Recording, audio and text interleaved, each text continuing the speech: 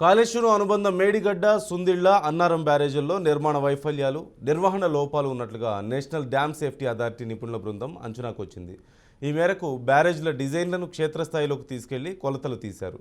డిజైన్ల మేరకు నిర్మాణాలు జరగలేదనే సందేహం వ్యక్తం చేసినట్లుగా పక్కా సమాచారం. అయితే భూసార పరీక్షలు, బ్యారేజ్కు వాడిన మెటీరియల్ను తాము కోరిన విధంగా పరీక్షలు చేసి నివేదికలు ఇవ్వాలంటూ నిపుణుల బృందం రాష్ట్ర నీటిపారుదల శాఖ అధికారులను కోరింది.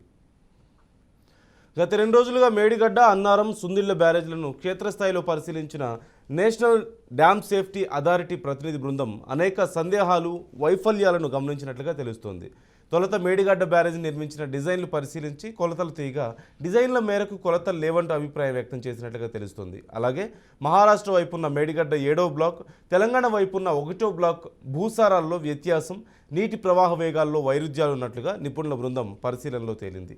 పోలీసుల సహాయంతో లాంగ్ విజువల్స్ను డ్రోన్ల సహాయంతో తీసుకున్నారు. నిపుణుల బృందం పరిశీలిస్తున్నప్పుడు ఎవరిని దగ్గరికి రానియకుండా సుమారు కిలోమీటర్ పరిధిలోనే ఉంచారు. భారీ సాయుధ పోలీసు బలగాల పహారాలో నిపుణుల బృందం అన్నారం బ్యారేజ్లో బుంగల్పడిన ప్రాంతాన్ని నిశితంగా పరిశీలించింది. దాదాపు 3.5 గంటలు ఈ ప్రాజెక్టును పరిశీలించింది. పరిశీలన అనంతరం కావాల్సిన నివేదికలను అందివ్వాలంటూ నీటిపారుదల శాఖ అధికారులను నిపుణుల బృందం కోరింది. ప్రధానంగా మేడిగడ్డ బ్యారేజ్ 7వ బ్లాక్ తొలగించి కొత్తది నిర్మించడమా లేక బ్యారేజ్ మొత్తానికి మరమ్మతులు చేయాల్సి ఉందా అనే అంశానికి సంబంధించి నిపుణుల బృందం సూచనలు చేయనుంది.